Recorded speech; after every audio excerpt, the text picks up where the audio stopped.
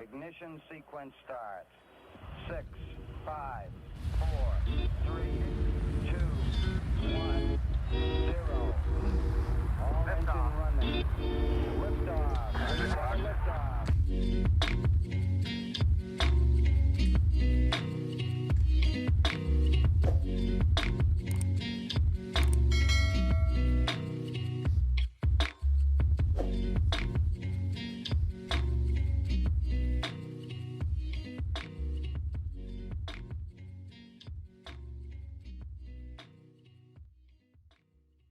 What is up, guys? Hunter Klein here, bringing you this week's episode of Interplanetary Monkeys. Episode number 78 straight weeks. You guys know the deal. First things first, we have adapted sound quality a little bit. We're working on it. And it is a goddamn shame that 78 weeks into the podcast and I still can't figure out the technical issues of the pod. How is it that I don't have the best damn audio on planet Earth? This stuff's not easy, man. This stuff's not easy. So I spent this morning watching some YouTube videos, trying to figure out how to configure things. I've got 16 different machines that my audio goes through before it gets to my PC from my microphone, and it's just been a journey, okay? Obviously, the first episodes here from Arizona have been from Texas. I don't even know what state I'm in anymore, guys. That is how crazy my life is. I don't even know what state I'm in anymore. But obviously, the first couple episodes here from Texas were a little rough in the audio department. All right, I'll admit that. But it seems like we're getting closer. We're getting better, okay? Because I am committing so much to the virtual space right now in the field of entertainment, whether it be streaming, YouTube channels, diversifying my YouTube channels, or the podcast, I figured I'd put a much needed effort into developing it. So hopefully it sounds better. Hopefully it's not as hard on your ears. Hopefully it's a little more balanced. And hopefully you guys are enjoying the episodes, okay? I've said this before and I'll say it again. We're not in the business of manufacturing content, and right now, I'll be the first to admit it, life is a little bit stale for me, okay? Life is a little bit stale for me. And as a result, the podcast isn't going to have any viral clips right now that change the world because of some fantastic storytelling. But I'll continue to try to make content or try to divulge on my experiences and what's going on in life right now. And hopefully people can extract some value, laughs, smiles, some lessons from what's going on here, because that's the ultimate goal. Okay? That is essentially the ultimate goal. And just to create, guys, just to create whatever passion it is that you are chasing, whatever gets you up in the morning, whatever you're looking forward to after work, when you get home or on the weekends. Don't we all just want to monetize it? Don't we all just want to make money doing what we love? Okay, and for whatever reason, when I was spawned onto this earth, I really enjoyed expression and communication and learning and deep talks and I just spawned into the world as a real bonfire bro. I am the definition of a bonfire bro. Did I say bon. No D. Bonfire bro. Now, what is a bonfire bro?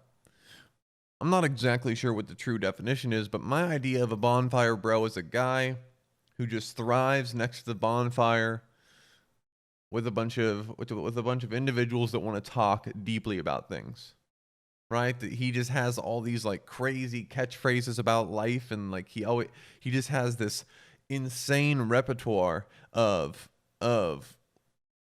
cliche phrases that fit almost any situation. Anytime you need advice, boom, catchphrase. Boom, Albert Einstein quote.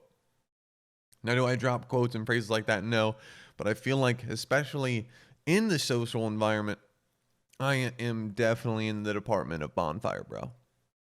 And that's okay. And as a result, I think that the virtual entertainment communication space is where we need to be. So we're going to continue on it, friends. And we're going to exhaust the pipeline and see how many times we can fail. Okay, because eventually something will click. All right. This week, guys, I was driving to work a couple days ago, and I saw a man with a decal on the back of his truck that said, "No kids, no wife." And it was large. Be aware of how I call this a decal and not a sticker. Okay, because this was a decal and it was painted across the back of this truck. And I am losing sleep trying to figure out why on earth you would ever put "no kids, no wife" anywhere where the public can see it, let alone the back of your pickup truck. Okay, can you imagine someone having a what are those little like text logos people paint on their walls or like stick on their walls and like iron over with the credit card and then pull it off, like those little wall stickers? Can you imagine someone having in their living room a sticker that said "no kids, no wife"? To me, this is the equivalent of it. It might as well say "I'm lonely as hell" with like a shocker bro symbol, with like a fist, like "I'm lonely as hell, let's go." It doesn't make any sense. Like I feel like that is just like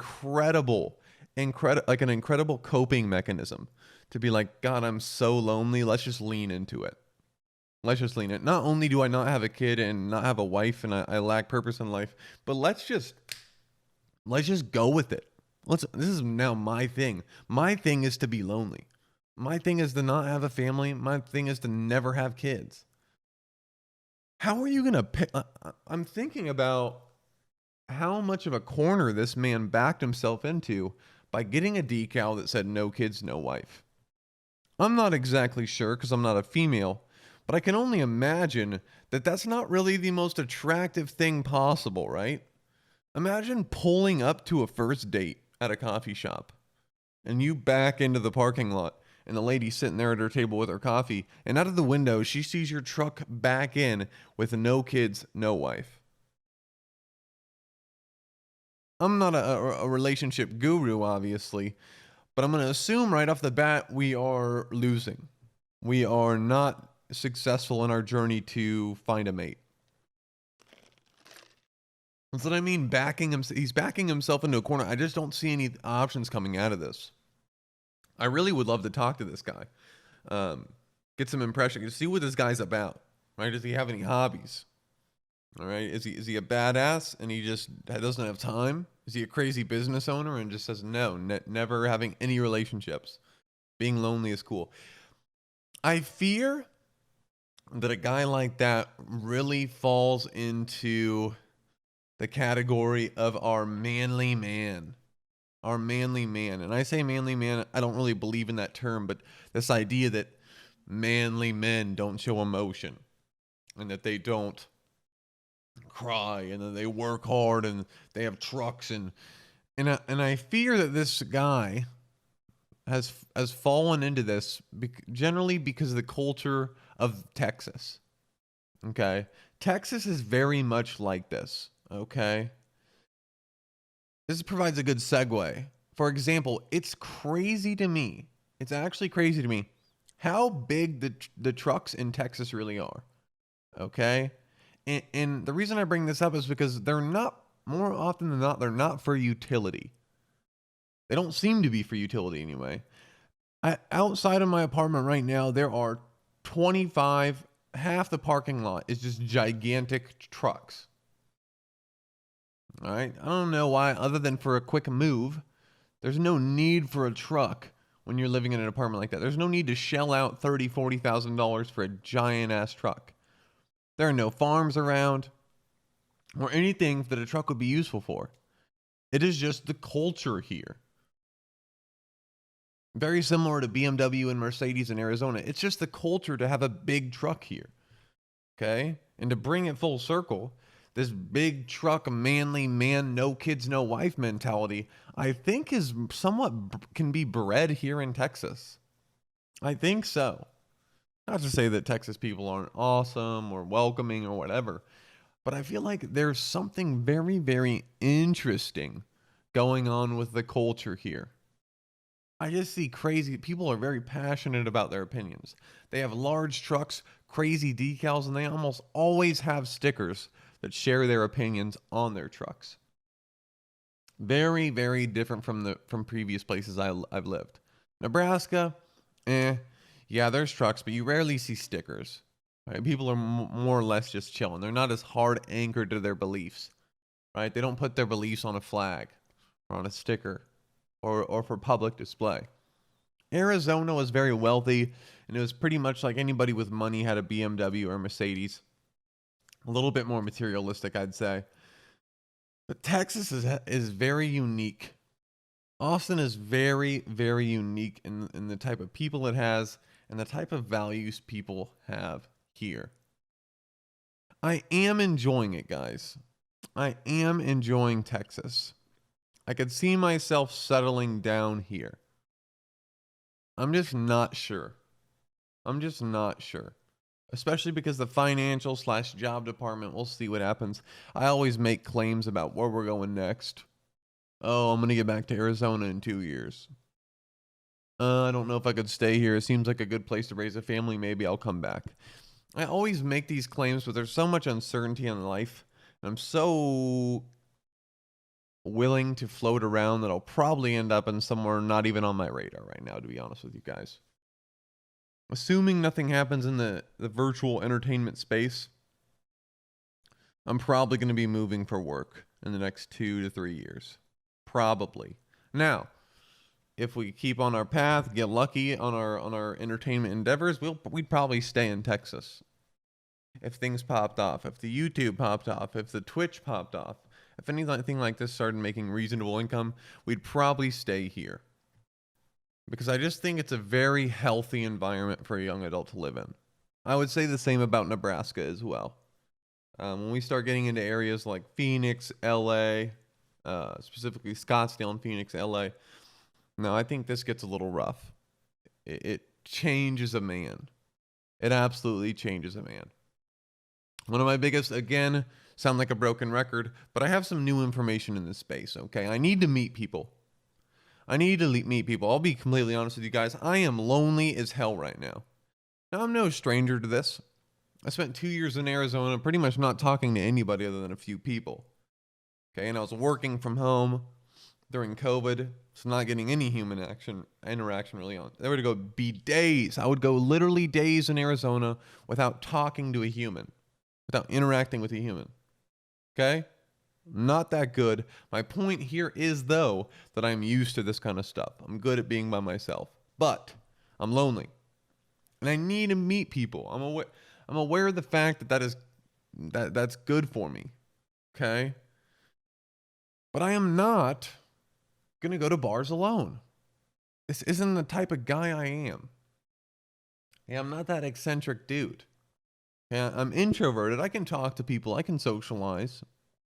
And I can respect you, but I don't really want to. I don't get a lot of reward out of it, okay? It's more like checking a box. So, what are the options for a guy who's not interested in taking like crazy social leaps and meet people? I caved, guys. I caved. I downloaded the dating apps. Okay? And I do not feel good about it at all. Is anything going to come out of it? Probably not. I want to make that clear. Am I going to... Again, I'm not the type of guy to really follow through with these type of things. Match with a girl. Oh, wow, this is fantastic. How are we going to do this? Probably not going to do anything with it, okay? Because I am doing what I call window shopping. Now, I'm going to give credit where credit is due. I did not come up with this term. This term was coined by my friend Will. And I think it's incredible. I think it's beautiful. And it's something I'm going to go with for a long time. And I think if one person with a decent following used this term, it would catch on fast. Now, what is window shopping? Window shopping is what a majority of people do on dating apps because they don't have the drive to really follow through with things.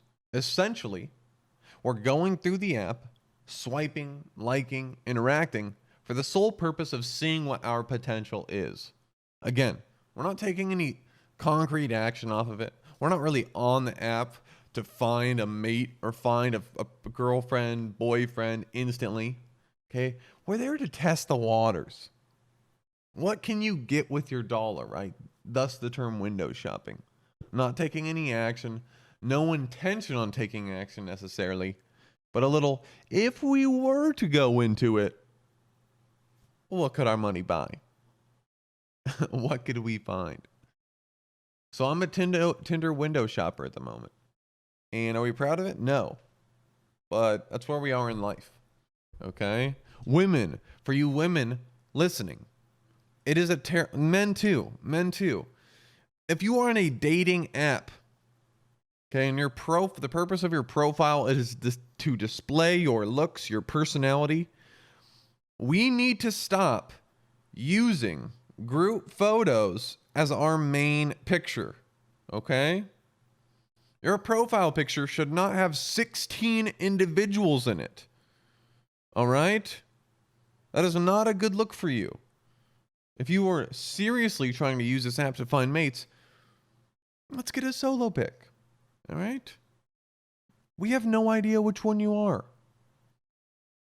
Let's lay off the group photos, maybe tuck them in the back once we've identified your person. But your first photo should not be a group photo. And if it is, it's a bad sign. Okay? I would assume in these cases that you have a really hot friend that you maybe want us to accidentally mistake as yourself. I'm not really sure, because it doesn't really make a lot of sense. Okay? Doesn't really make a lot of sense. Now, all my photos on my profile are like professional model photos, and I think it's a terrible look. I think it makes me look like a dumbass. I really do. And a majority of women that reach out are like, oh my God, these photos are so good. And it's like, I feel like I need to be honest. Like, yeah, they're good, but they were all professional. Like, not necessarily real world. Okay, not necessarily real world. I don't want to, this is an interesting thing. So who's the guy in 300? Gerard Butler. Okay, Gerard Butler. I think this is a good example. Gerard Butler looked insane for that movie. Absolutely jacked, shredded to the T. And he is on record saying that he would hook up with women or meet women. I have no idea what was going on, but he would run into women. Eventually things would escalate. And he would take off his shirt and they would be disappointed. Like, what the hell? I thought you were jacked. Where's the 300, Gerard Butler? It's like, this is production. This is a movie. In my case, this is professional. This is modeling. This is, it's fake. Not fake, but it's fabricated. All right? So I really want to make sure we set those expectations. Not to say that I'm not fit. All right? I'll be completely honest with you. Generally, if I take off my shirt with a woman, she's probably going to be impressed. Okay? Doesn't mean I'm an awesome dude, better guy than anybody else, but it's generally the case. I work hard on my body. But sometimes I think these modeling photos portray me better than I actually really look. And I'm just trying to set the expectations right. And does it really matter? No, because I'm never even going to meet these women. Okay, it's really what my Tinder experience right now is, just a social experiment. Again, we're window shopping and we're trying to figure out what's going on in the world. Okay? We're trying to figure out what's going on in the world. I still have a great deal of gay men reaching out on my DMs asking me if I'm going to make an OnlyFans. I have bisexual men reaching in to my DMs asking me if I'm going to make an OnlyFans. More specifically, when I'm going to make an OnlyFans. Now, this is going to get real shady. It is absolutely crazy to me how much money some of these women make on OnlyFans. Okay, and I want to talk about this a little bit and the idea of parasocial relationships. If you're unaware, this is how OnlyFans works. Okay? Women and men, obviously, make accounts. kind of like an Instagram account. And on this account, they post photos that are very revealing. Okay? Some are just bikinis, some are nude, some post videos ranging from a casual video to like the full thing action with a man or with another woman. Now, the creator, the account holder, gets to decide what tier each of these is, each of these content pieces are. For $5 a month, you can see my bikini photos. For $20 a month, you can see my full nude photos. And for $50 a month, you can watch the videos. And they post on these like a regular Instagram account. And these people make insane amounts of money off of it, guys. Insane amounts of money of it. Some of the top women on these websites make millions of dollars a year. Millions.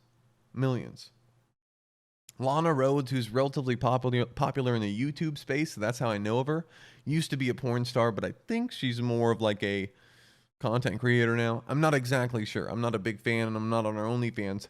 I just see her on YouTube with Lamborghinis. Okay, solely from income from OnlyFans. And it is just incredible to me how weird humans are. These parasocial relationships, this idea that one person, this celebrity, this figure, this account holder, has hundreds of thousands of people that are emotionally connected to someone that doesn't even know who they are. To the point where they're investing money and in exchange for photos and videos. And now I want to make this clear. Parasocial relationships are common everywhere. They're common on this podcast. I'm sure there are parasocial relationships going on here for Interplanetary Monkeys, for every internet personality, any internet program. I'm not saying it's a bad thing, okay? I think it's awesome. I am emotionally invested in people that have no idea who I am because I enjoy their content.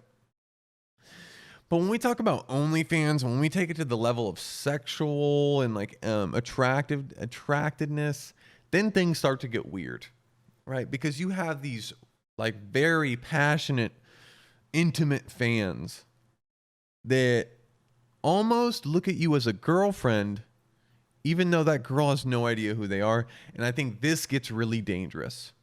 This OnlyFans type of a content and community breeds a very, very interesting type of guy. And it'll be interesting to see what happens. So, bottom line is I'm not going to be making an OnlyFans. I think it's a little weird, but we'll see. We'll see. I'm pretty desperate for cash right now, and you give me a dollar amount, I'd damn well do anything on earth to make a pretty penny. Things aren't going well, fam. To be completely honest with you. But work is getting better. Okay, some days are bad. Last week I woke up at 4 a.m. and closed and got home at 8 p.m. That sucked. That was terrible. And I hated my life that day. But overall, when the things balance out and the good and bad kind of evens out on the weekend, I can't complain. Okay? Recently, I've been so caught up in life, I'm sure a lot of people relate to this. So worried about cash, so worried about making ends meet and where I'm going and where I'm at. And I've kind of lost sight of some of the things that I used to appreciate. Okay. The other night I sat outside and looked at the night sky. And I realized that it's been years, almost since I was working on the NASA Exploring Ocean Worlds project, that I've actually appreciated where we are in the universe. Yep, we're getting deep quick. This is how things roll here. Appreciated the beauty of the universe, how odd and how funny our existence is, and the fact that we're on this dirt ball, and it was just like, I've lost sight of what's going on. I've become detached. I'm so caught up in my life and in the Krugs and working that I haven't had time to think about life itself and where we are and how I'm in a good spot. All right, again, things are relative, and this outlook generally breeds, what would we say? Breeds stagnation. but it's been a while since I've had that moment of clarity. Okay. And I think this is something me and my friend Will talked about again.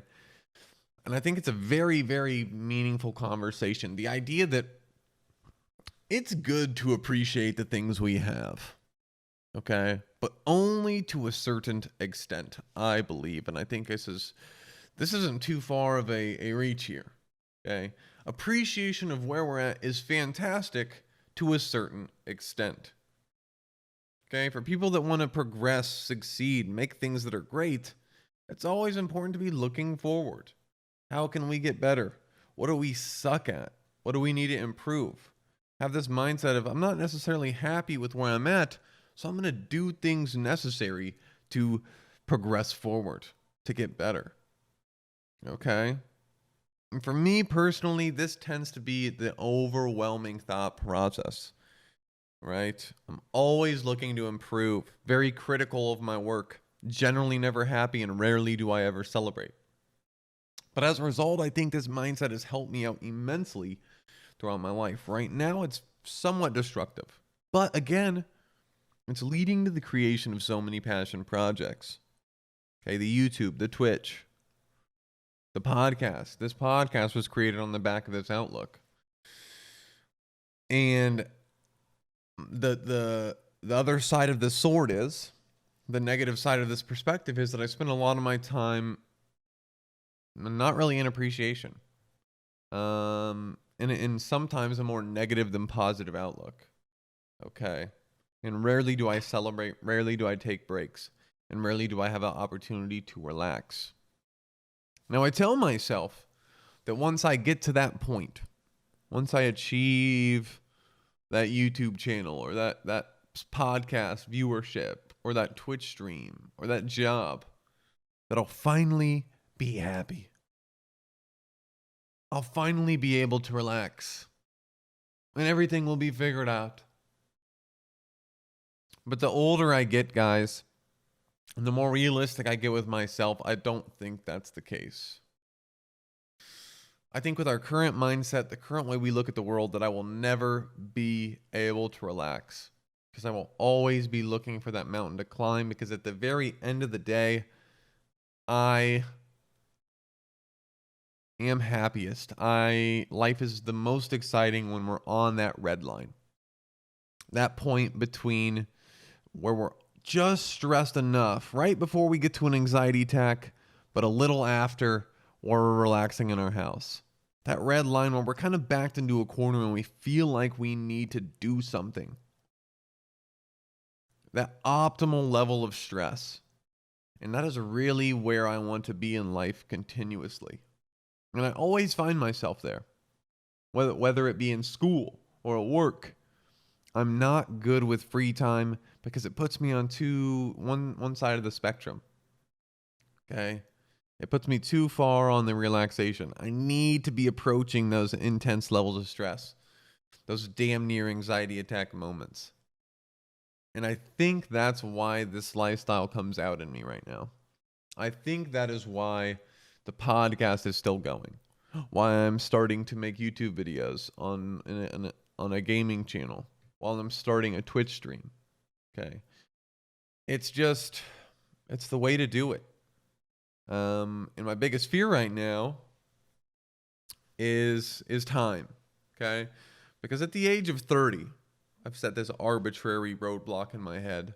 But obviously time is a thing to consider. At the age of 30, I suspect that a lot of my endeavors will lose a lot of flame. Right? Probably not a good idea to try to start a Twitch stream at 30. Probably not the best idea to try to make a gaming YouTube channel at 30. Probably be kind of weird as I get older to be investing time in things that aren't really paying off at an age where I should probably be, getting enough income to look for a house, looking for a wife, looking to start a family. And as a result, I feel like I'm short on time right now. Okay, I'm 23, I believe, right now. I turn 24 next month. I've got about 6 years to make something happen. 6 years to give it my all. Every week, every month, creating content. Posting on the YouTube channel. And I refuse to believe, guys. I refuse to believe that if I pump out content on all these platforms, podcast episodes, YouTube channels, Twitch streams, that something can't happen, guys. Please, world, give me a break. Give me a sign. Let me catch something, you know? That's the plan, at least. Okay, and at the very least, we get to that 30, 35-year age, we hang up the towel and we said, God damn it, did we give it our best shot, family? And I think I'd be okay with that. I'd much rather be able to check the box and deal with failing than sit in the back, be afraid of failure, and not even try because I don't want to be let down. We are checking off the boxes of what ifs, and that's just really the way things are going. All right? And I hope you yourself can check off a what if this year. All right?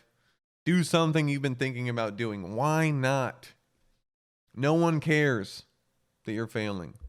Hey, my week 26 of Interplanetary Monkeys, I was getting 7 listeners.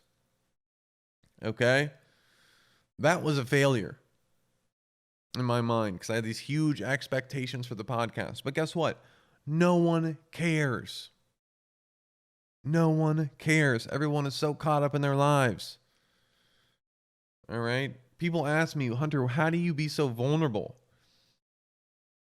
I can't imagine posting myself talking or posting a YouTube video on my Instagram for all my high school friends to see and watch. And then they see that I have 0 viewers. Or how do you do this? No one really cares. No one really cares. Obviously, for us individuals, the world revolves around us, right? Not in an egotistical way. That's just how perspective works. And we tend to think people care more than they do. We tend to think that we're on people's minds more than we really are. Just go for it, fam. No one really gives a shit. I can almost promise you that. Do your thing. Put it out there. And see what happens. Okay? See what happens. Anything. Whether you're 32 years old and you want to start a workout place, go for it. Whether you're 19 and you think you want to start a cooking channel, start. Go for it, guys. Why not? Okay? Okay. We're climbing. Things are coming up. We're working hard at the baseline. Things aren't going the best, but we're working hard and we're trying to create as many opportunities as possible. And we're giving projects our all right now, okay? So, that'll be it for this week's episode of Interplanetary Monkeys. If you guys are doing well, write it out. I'm happy for you. If you're down in the dumps, battle through it. We'll come back. That's how life works. And if you're somewhere in the middle, keep going, family. We'll get our break soon. All right? Alrighty, guys. That's it for this week. This is Hunter Klein. And you'll hear from me next Monday. Peace, peace.